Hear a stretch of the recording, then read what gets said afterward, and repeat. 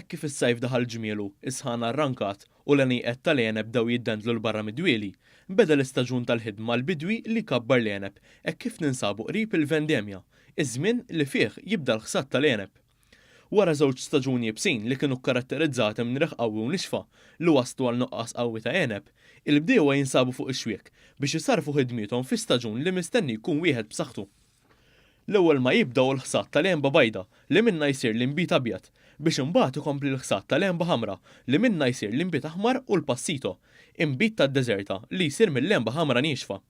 One News tkellem ma' Darren Borch, uffiċjal agrikolu fih dan id-Direttorat tal-Agrikoltura, li spjegalna l-proċess li tgħaddi minnu l-għenba sakemm tispiċċa fil-fliexkun tal-inbit. Bħalissa bdejn tal-għeneb nibdew bl-ewwel varjetajt bikrin normalment il-bojot tipo Chardonnay u Moscato.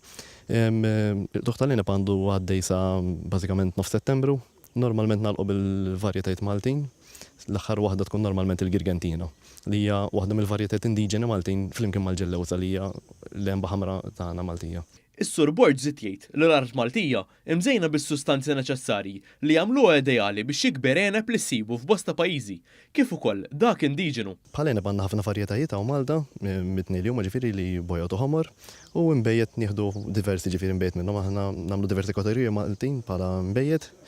Minn dawn nagħmlu mbejjed bojot, ħomor u rożja. Is-Sur Borch spjega li DOC u IGT huma żewġ ċertifikati li jpoġġu fl-ixkun tal-inbit fil-klassifiċi tal-inbejjed ta' kwalità għolja. Proċess rigorus li l-produtturi Maltin jgħaddu minnu mingħajr problemi, tant li 90% tal-għeneb Malti jingħata dawn iċ-ċertifikati. Meta l-inbit ikun lest l-ewwel inbit li jiġi għotjanut jintbagħat għal ċertifikazzjoni għal dik l-iskema li jkun daħla għalija, ġifieri għandek l-IGT Maltese Islands li huwa inbit ta' kwalità għolja, u mbagħad għandek id-DOC li qasam fitni għandek id-DOC Malta u id-DOC Gozo li huma inbit ta' kwalità terġa' ogħla minn dak l-inbit.